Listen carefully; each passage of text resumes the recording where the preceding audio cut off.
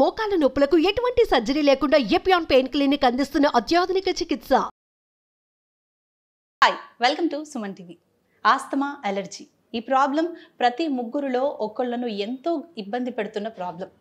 ఈ asthma and అలర్జీలో అసలు ఎన్ని రకాలు ఉన్నాయి, అది ఒక మనిషిని ఎంతగా బాధ పెడుతుంది, ఇలాంటి అంశాలన్నీ మనతో పాటు డిస్కస్ చేయడానికి మనతో పాటు ఉన్నారు శ్వాస హాస్పిటల్స్ చైర్మన్, అలాగే అలర్జీ ఆస్తమా వైద్య నిపుణులు, అలాగే ఆస్తమాలో జాతీయ అవార్డు అందుకున్నారు డాక్టర్ విష్ణురావు వీరపనేని గారు. డాక్టర్ గారితో మాట్లాడదాం. డాక్టర్ గారు నమస్కారం. నమస్కారం.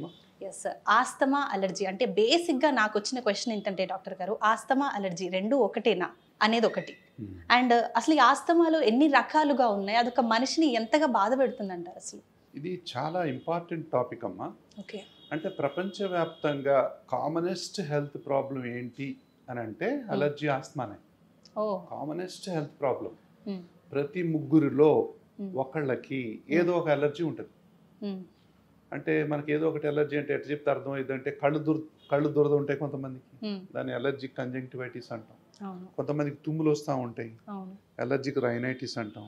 కొంతమందికి చర్మం మీద దద్దులు వస్తూ ఉంటాయి, అలర్జిక్ డర్మటైటిస్ అంటాం. స్కిన్ అలర్జీ అంటాం. కొంతమందికి ఫుడ్ అలర్జీ ఉంటుంది. కొంతమందికి దగ్గుతూ ఉంటారు, అలర్జిక్ బ్రాంకైటిస్ అంటాం, అదర్వైజ్ నోన్ యాజ్ ఆస్తమా. ఇవన్నీ అలర్జీలే. కళ్ళలో ఎలర్జీ, చర్మంలో ఎలర్జీ, ముక్కులో ఎలర్జీ, ఇంటెస్టైన్లో ఎలర్జీ, లంగ్స్లో ఎలర్జీ. ఎలర్జీ బాడీలో ఎక్కడైనా ఉండొచ్చు, సిస్టమిక్ ప్రాబ్లం. కాబట్టి లంగ్స్లో ఎలర్జీ ఉండి లంగ్స్ మూసుకునేలా చేసి మనకు ఆయాసం వస్తే దాన్ని ఆస్తమా అంటాం. లంగ్స్లో ఉన్న ఎలర్జీని ఆస్తమా అంటాం. అంటే అలర్జీ అంటే ఏదో ఒకటి పడకపోవటం. ఏదో ఒకటి పడకపోవటం ఏంటి? ఏదో ఒకటి పడకపోవటం అంటే అది డస్ట్ కావచ్చు, చాలా మందికి తెలుసు డస్ట్ ఎలర్జీ. తర్వాత కొంతమందికి పోలెన్స్ కావచ్చు, కొంతమందికి ఇరిటెంట్స్ అంటాం, ట్రిగ్గర్స్ అంటే స్మోక్ కావచ్చు, పర్ఫ్యూమ్స్ కావచ్చు, అగరబత్తీలు కావచ్చు. కొన్ని పడవు. కొంతమందికి వాతావరణంలో మార్పులు పడవు. కొంతమందికి చాక్లెట్ తింటే పడదు, కొంతమంది పాలు తాగితే పడదు, తీసుకునే ఫుడ్ పడకపోయినా కూడా దాన్ని ఎలర్జీ అని అంటారు. ఏదో ఒకటి పడకపోవడం, ఏదో ఒకటి. కొంతమంది మనుషులు చూస్తే ఎలర్జీ అంటారు, అంటే ఏదో ఒకటి పడకపోవటం అంటే ఎలర్జీ. ఏ పని చేసినా ఆయాసం రావడం ఆస్తమా. ఏ పని చేసినా అంటే నడిచినా, ఈవెన్ నవ్వినా, మెట్లెక్కినా, పరిగెత్తినా, సైకిల్ దొక్కినా, ఏ పని చేసినా అంటే ఫిజికల్ యాక్టివిటీ ఏది చేసినా కూడా కొంతమందికి ఆయాసం వస్తుంది. అప్పుడు ఆస్తమా కూడా ఉంది అంటాం మనం. అంటే ఊపిరితిత్తుల్లోని వాయునాళాలు ఈ విధంగా మూసుకొని పోతాయి. ఊపిరితిత్తుల్లోని వాయునాళాలు ఈ విధంగా, ఈ రెడ్ గుంది చూసారా, దీన్ని అలర్జిక్ ఇన్ఫ్లమేషన్ అంటాం. ఈ ఇన్ఫ్లమేషన్ అనేది క్రూషియల్ మొత్తం ఎలర్జీ సబ్జెక్ట్లో. అంటే ఏంటి అంటే ఏదో ఒకటి, ఓ డస్ట్ మైట్ వచ్చింది మన బాడీలోకి, అవునా? డస్ట్ మైట్ వస్తే ఈ డస్ట్ మైట్ని ఒక పెద్ద ఫారిన్ బాడీ లాగా బాడీ ఫీల్ అయిపోయి ఏదో మన బాడీలోకి ఎంటర్ అయిందని మొత్తం సైన్యాన్ని పంపిస్తుంది. ఎవరు వచ్చారు చూడని. అక్కడ మన ముక్కు దగ్గరికి ఇంకా మొత్తం సైన్యం అంతా వచ్చేస్తుంది. అక్కడికి వచ్చేసి మనకు తుమ్ములు, రకరకాల ముక్కు కారటం, చీదటం అన్నీ ఉంటాయి. ఏంటి? దాన్ని ఎల్లగొట్టడానికి. దాన్ని ఎల్లగొట్టడానికి బాడీ చేసేటటువంటి ప్రయత్నం. అసలైతే డస్ట్ అంత పెద్ద డేంజర్ ఏం కాదు. ఎంతమందికి డస్ట్ తగలదు? కొంతమందిలో మాత్రం కొంచెం డస్ట్ వచ్చినా 100 తుమ్ములు తుమ్ముతారు. అవునా? అంటే మామూలుగా ఉండేటటువంటి వస్తువులు కూడా వీళ్ళు హైపర్ సెన్సిటివిటీ అనమాట. అంటే హైపర్ ఇమ్యూన్.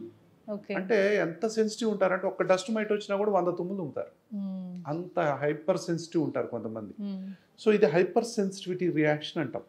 సో అలర్జీ అంటే వచ్చి ఇంకా మనకు ఇది అక్యూట్ ఉంటుంది, క్రానిక్ ఉంటుంది. క్రానిక్ అంటే బాడీలో ఉన్నటువంటి మొత్తం సెల్స్ అన్ని వచ్చి ముక్కులో కూర్చుంటాయి. దీని సంగతి ఏందో చూద్దామని కూర్చొని ఏం చేస్తాయి, మొత్తం సబ్మ్యూకోసా కింద మొత్తం వచ్చి తెస్టేస్తాయి. గుడారాలు వేసుకొని టెస్ట్ వేసినట్టు వేస్తే ఏమైతే మనకు గాలిపోదు. అందుకే ముక్కు బ్లాక్ అయినప్పుడు గాలిపోదు చూడు మనకి. అదే క్రానిక్. అది ఒక రోజు ఉంటే ఓకే, 2 రోజులు ఉంటే ఓకే, 2 సంవత్సరాలు, 2 దశాబ్దాలు అలా ఉండేవాళ్ళు ఉంటారు జీవితాంతం. అంటే ఇలా ఉండిపోతుంది. ఇది అలర్జిక్ ఇన్ఫ్లమేషన్ అంటాం. Antigen antibody reaction. యాంటీజెన్ అంటే ఇక్కడ డస్ట్ మైట్, యాంటీబాడీ అంటే మన బాడీలో ఉండేది. ఈ రెండు కలిసి ఫైటింగ్ చేస్తుంటాయి. ఫైటింగ్ చేసేటప్పుడు మొత్తం ఇమ్యూన్ సెల్స్ అంటాం, ఇన్ఫ్లమేటరీ సెల్స్ అంటాం, అవన్నీ వస్తాయి అన్నమాట సహాయం కోసం. వచ్చి ఇక్కడ ఉండి ఈ యొక్క మ్యూకస్ మెంబ్రేన్ మందం అయిపోతుంది. అప్పుడు ఇది మందమైన తర్వాత ఇంకా ఇది మెల్లగా తెమడ ఊరుతా ఉంటుంది. అందుకే మన కారుతుంటుంది చూడండి, కొంతమంది చిక్కగా కారుతుంటుంది తెల్లగా. సో ఇదంతా మ్యూకస్. తర్వాత ఏం చేస్తుంది, ఈ బాడీలోకి ఎంటర్ అవ్వకుండా బిగదీస్తుంది మొత్తం. అందుకే ముక్కు దిబ్బడేసిపోతాయి మనకి, బిగదీసిపోతాయి. సో ఇదే ప్రక్రియ సైనస్లో ఉంటుంది, మనం సైనసైటిస్ అంటాం. ముక్కులో ఉంటే ఎలర్జిక్ రైనైటిస్ అంటాం. ఈ ప్రక్రియ డస్ట్ పడ్డా, పోలెన్ పడ్డా, కళ్ళలో కూడా మనకు బాగా ఇరిటేషన్ వస్తుంది. పోలెన్స్ పడ్డా, ఏది పడ్డా కూడా. సో అక్కడ కూడా ఇదే ప్రాసెస్, ఎలర్జిక్ ఇన్ఫ్లమేషనే. ఎలర్జిక్ కంజంక్టివిటిస్ అంటాం, ఎలర్జిక్ రైనైటిస్ అంటాం. స్కిన్ మీద కూడా ఇదే ప్రాసెస్. కొంతమందికి డస్ట్ పడితే బెందులు వస్తాయి. సో స్కిన్లో కూడా ఇదే ప్రాసెస్. ఇదే ప్రాసెస్ సైనస్లో పోతే సైనసైటిస్ అంటాం. ఇదే ప్రాసెస్ టాన్సిల్స్ మీదకి దాడి చేస్తే టాన్సిలైటిస్ అంటాం. ఇదే ప్రాసెస్ ఎడినాయిడ్స్లో ఉంటే ఎడినాయిడైటిస్ అంటాం. ఇదే ఫారింజైటిస్, లారింజైటిస్. ఇదే ఇంకింది పోతే బ్రాంకైటిస్ లేదా ఆస్తమా. ఇది ప్రాసెస్. అంటే అలర్జిక్ మార్చింగ్ ఆఫ్ ఈవెంట్స్ ఇక్కడ మొదలైంది, ఇదంతా స్ప్రెడ్ అయ్యి కిందికి వెళ్ళి వచ్చేస్తుంది. వచ్చిన తర్వాత మరి ఏం చేస్తుంది, మనకు గాలి ఆడదు. ముక్కులో ఉందనుకో 100 తుమ్ములు తుమ్ముతారు, 1000 తుమ్ములు తుమ్మే వాళ్ళు ఉన్నారు. 1000 తుమ్మి ఎంత తుమ్ముతారంటే ఇంక ఈ బతుకు అనవసరం అనుకుంటారు, అంత తుమ్ముతారు. కొంతమంది కళ్ళు ఎంత నలుస్తారంటే వీటిని బయటికి తీసి సబ్బు పెట్టి కడిగి మళ్ళీ లోపల పెట్టి బాగుండు అనుకుంటారు. కొంతమంది ఎంత గీకుతారో తెలుసా, పోయి వాల్ కేసి గోకుతారు. దువ్వెన పెట్టి గోకే వాళ్ళు చూసారా, దువ్వెన పెట్టి గోకుతారు. అంటే ఇంత నరకం ఉంటుంది ఈ అలర్జీలో. అలర్జీ పెట్టినంత నరకం ఇంకే జబ్బు పెట్టదు. ఆస్తమా కలిగించినంత నరకం ఇంకే జబ్బు కలిగించదు. ఎందుకంటే శ్వాసే కదా జీవితం. ఆ శ్వాస తీసుకోవటమే తీసుకోలేరు. సో అప్పుడు వాళ్ళ మనోభావాలు ఎలా ఉంటాయి, అసలు ఎందుకు ఈ బతుకు, ఇది ఒక బతికేనా, ఒకసారి పోయినా బాగుండు అనుకునే వాళ్ళు లక్షల్లో కోట్లలో ఉంటారు. కానీ వీళ్ళందరూ బయటికి బాగానే కనిపిస్తారు. అసలు ఎవ్వరు నమ్మరు, చెప్పినా కూడా నమ్మరు, బాగానే ఉంటారు. ఎవరికి ఎలర్జీ ఉంది, ఎవరికి ఆస్తమా ఉంది, మనం ముందు బయటపడితే తప్ప ఎవరికీ తెలియదు. సో ఇది ఎలర్జీ, ఈ ఆస్తమా అనేది కామన్ ప్రాబ్లం. ప్రతి ముగ్గురులో ఒకళ్ళు ఏదో ఒక ఎలర్జీతో బాధపడుతున్నారు. ఇందులో మైల్డ్ ఉండొచ్చు, మోడరేట్ ఉండొచ్చు, సివియర్ ఉండొచ్చు. అంటే అందరికీ సివియర్ ఉంటే బతకలేరు. ఇంకా కొంతమంది మైల్డ్ ఉంటాయి. ఎంత మైల్డ్ ఉంటుంది అంటే జీవితాంతం డాక్టర్ కాడికి కూడా పోవాల్సిన అవసరం లేదు, అంత మైల్డ్ ఉంటుంది. కొంతమందికి ఎంత సివియర్ ఉంటుంది అంటే రోజుకో డాక్టర్ కాడికి పోతారు, అంత సివియర్ ఉంటుంది. అంటే సార్ మైల్డ్ నుంచి స్టార్ట్ అయ్యి సివియర్ దాకా వెళ్తూ ఉంటుంది మైల్డ్. అందుకే ట్రీట్మెంట్ అనేది ఎర్లియర్ ది బెటర్. అలర్జీ ఎవరిలో మొదలవుతుంది, చిన్న పిల్లల్లో మొదలవుతుంది. బాల్య దశలోనే ఎలర్జీ మొదలవుద్ది. బాల్య దశలో మొదలైన ఈ ఎలర్జీని మనం బాల్య దశలోనే కంట్రోల్ చేయాలి. బాల్య దశ పోతుంది, స్కూల్ వయసు వెళ్ళిపోతుంది, టీనేజ్ వయసు వెళ్ళిపోద్ది, పెళ్లి చేసుకునే వయసు, పిల్లలు పుడతారు, వాళ్ళు ఇంకా బాధపడుతూనే ఉంటారు. కొంతమంది ఒక్కొక్కసారి దానంతట అదే పోద్ది.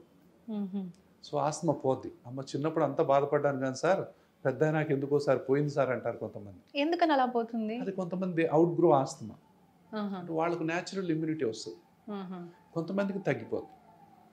సో కొంతమంది మంచిగానే అవుతారు. సో అంటే కొంతమందికి ఏంటి, చిన్నప్పుడు తగ్గినట్టు తగ్గి మళ్ళీ 30 ఏళ్ల తర్వాత మళ్ళీ వస్తుంది. సో అది సెకండ్ ఎపిసోడ్ అన్నమాట. సో ఎప్పుడైనా రావచ్చు. అంటే జీన్స్ బాడీలో ఉంటే అది ఎప్పుడైనా రావచ్చు. తగ్గిందంటే జీవితాంతం తగ్గిందని గ్యారెంటీ ఏం కాదు.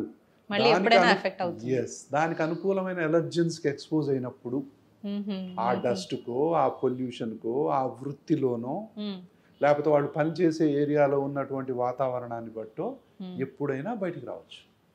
కాబట్టి మళ్ళీ ఒకసారి దగ్గు, ఆయాసం, పిల్లిపోతలు, ముక్కు దిబ్బడ, ఇవన్నీ, కొంతమంది కళ్ళు దురదలు, చర్మం దురదలు, ఇవన్నీ రకరకాలుగా వస్తుంటాయి అన్నమాట. అయితే సార్ మనం చిన్నపిల్లల్లోనే చూస్తూ ఉంటాం ఈ ఆస్తమా అలర్జీ అనే ప్రాబ్లం, చిన్నపిల్లల్లోనే చూస్తుంటాం. ఎందుకు వాళ్ళకి ఎందుకు ఎఫెక్ట్ అవుతుంది? అలర్జీ, ఆస్తమా ఎక్కువ ఉండేది చిన్నపిల్లల్లోనే. అసలు మొదలయ్యేది వాళ్ళలో, వంశపారంపర్యంగా వస్తుందంటారా? తల్లికి కానీ, తల్లి వైపు వాళ్ళకి కానీ. తండ్రికి కానీ తండ్రి వైపు వాళ్ళకి కానీ ఎంత దూరం ఉన్నా ఆ జీన్స్ కనెక్షన్ వాళ్ళలో ఎవరికి ఉన్నా పిల్లల్లో వచ్చే అవకాశాలు ఉంటాయి.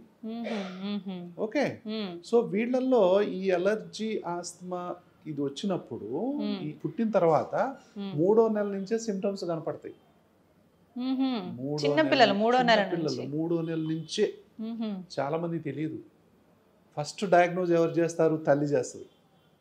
తల్లి ఫస్ట్ డాక్టర్, ఆమె డయాగ్నోజ్ చేస్తుంది. ఎవ్వరు నమ్మరు తల్లి చెప్పేదాన్ని. యంగ్ మదరు కొట్టిపడేస్తారు. నీకేం తెలుసులే, అంత బాగానే ఉండగా అంటారు. చూస్తే బాగానే ఉంటారు పిల్లలు. తల్లి ఏం గమనిస్తుంది అంటే, వీడు నైట్ పూట మిడ్ నైట్ గాలి బాగా పీల్చుకోలేకపోతున్నాడు, ముక్కు దిబ్బడైంది, ఏదో ఊపిరైతే బాగా పీలవట్లా, పాలు తాగలేకపోతున్నాడు, పాలు తాక్కుంటూ వదిలిపెడుతున్నాడు, ఏదో శ్వాసలో ఏదో సౌండ్, ఆ వేరియేషన్ ఫస్ట్ మదరే గమనిస్తుంది. సో ఇవన్నీ సిమ్టమ్స్ అన్నమాట. ఫస్ట్ 3వ నెల మొదలైతాయి. డాక్టర్ కాడికి పోతారు. డాక్టర్ కాడికి పోయి కూడా బాగానే ఉంటాడు. ఏమైంది, బాగానే ఉంది కదా, ఎందుకు వచ్చారు మీరు హాస్పిటల్కి అంటారు కొంతమంది. అంటే అలర్జీ ఆస్తమా మీద అవగాహన ఉన్నటువంటి వైద్యుడు అయితే దాన్ని వెంటనే పసిగడతాడు, ఆ తల్లి చెప్పే బాధల్ని. సో దానికి తగ్గట్టుగా లీడింగ్ క్వశ్చన్లు అడుగుతాడు.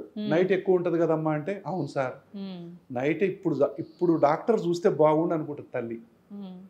మార్నింగ్ నేను చెప్తే ఎవరు నమ్మట్లేదు, ఇప్పుడు వచ్చి డాక్టర్ చూస్తే నేను చెప్పేది నమ్మేవాళ్ళు, కనీసం మా ఇంట్లో వాళ్ళు కూడా నమ్మట్లేదు, నేను ఎవరితో చెప్పుకోవాలా, నేను చెప్తేనే నమ్మరు వీళ్ళు, ఈ టైంలో చూస్తే బాగుండు డాక్టర్ అంటారు అనుకుంటారు. అది మనం డాక్టర్ ఆ లీడింగ్ క్వశ్చన్ అడిగినప్పుడు, ఈ టైంలో డాక్టర్ చూస్తే భలే ఉంటుంది అని అనుకుంటావు కదా నువ్వు, అబ్బా ఇదే అనుకుంటా సార్, ఇలాగే అనిపిస్తుంది సార్ నాకు, ఆ టైంలో డాక్టర్ చూస్తే నాకు ఎంత హ్యాపీగా ఉంటుందో అనిపిస్తుంది. సో ఇట్లా మనం డాక్టర్కి సబ్జెక్ట్ గురించి అవగాహన ఉన్నప్పుడు ఆ లీడింగ్ క్వశ్చన్ మనం అడిగితే మనకు దొరికిపోద్ది డయాగ్నోసిస్. అంతెందుకు, తల్లికి ఎక్కువ ఉందా జలుబు, తండ్రికి ఎక్కువ ఉందా అంటే తెలిసిపోద్దిగా. ఎవరు ఎక్కువ తుమ్ముతారు, కొంతమంది ఎవరికి ఉంది మీలో అంటే మాకు ఎవరికి లేదు సార్ అంటారు. ఫస్ట్ వాళ్ళకి అర్థం కాదు మనం ఏం అడిగాం. ఎవరికి ఎక్కువ సార్లు తుమ్ములు జలుబు వస్తాయి అంటే నాకు వస్తాయి సార్, 2వ సార్లు బయటపడతారు. కొంతమంది 2వ క్వశ్చన్ కూడా బయటపడదు, మా ఇద్దరికి ఎవరికి లేదు సార్. సరే మీరు పక్కకు పెట్టి కానీ మీ అమ్మకు కానీ మీ నాన్నకు కానీ మా అమ్మకు ఉంది సార్ అంటే అలా. అంటే లీడింగ్ క్వశ్చన్స్ మనం అడుగుతా ఉంటే ఆ తీగ లాగితే డొంక గదిలినట్టు మనకు తెలిసిపోతుంది. అది హిస్టరీ. 3వ నెలనే సిమ్టమ్స్ మొదలవుతాయి. ఇక 3వ సంవత్సరంలో హైయెస్ట్ ఇన్సిడెన్స్ ఆస్తమా మొత్తం జీవితంలో 0 to 100 yearsలో ఎక్కువ ఆస్తమా ఇన్సిడెన్స్ ఎప్పుడు ఉంటుంది అంటే 3వ సంవత్సరంలో ఉంటుంది. పుట్టినాక 3వ సంవత్సరంలోనే ఎక్కువ మంది ఆస్తమా ఎఫెక్ట్ అవుతారు. ఆస్తమా అంటూ రావటం జరిగితే 3వ సంవత్సరంలోనే ఎక్కువ మంది హైయెస్ట్ ఇన్సిడెన్స్ ఉంటుంది.